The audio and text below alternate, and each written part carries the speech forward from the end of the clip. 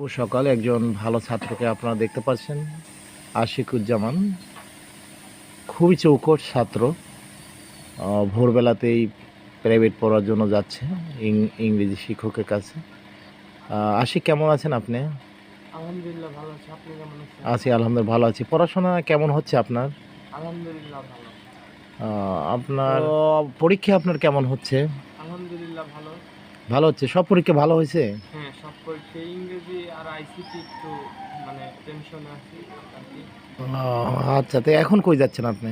এখন আমি যাচ্ছি আমার প্র্যাকটিক্যাল পরীক্ষা আজকেই শেষ। হ্যাঁ, পরীক্ষা দিতে উল্লাপাড়া। উল্লাপাড়া যাচ্ছেন? জি। ও আচ্ছা। তো রেজাল্ট কেমন হবে এবার? A+ কি থাকবে? ক্লাস থাকবে না, আমরা অত ভালো থাকবো না। তবে 3 পয়েন্ট 3.5 পয়েন্ট থাকবে না, ইনশাআল্লাহ। আমরা শুনেছি আপনি তুখোড় ছাত্র, তারপর ভালো থাকবে না কেন? মানে পড়াশোনা সেরকম মানে হয় নাই? হয় নাই।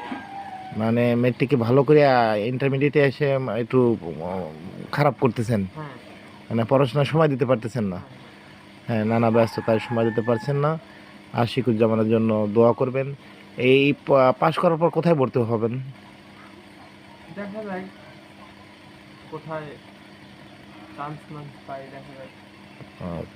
এখনো ভালো ছাত্রের গুণই কিন্তু এইটাই। এখন কিন্তু ভোরবেলা সে এক কাপ চা বিস্কুট খেয়েই কিন্তু পড়াশোনা করতে যাচ্ছে। আমরা দোয়া করি ভবিষ্যতে ভালো একজন ছাত্র হোক এবং দেশ গঠনের অংশীদার হোক এবং গভর্নমেন্ট জব পাক, এই কামনাই করি। ধন্যবাদ আপনাকে।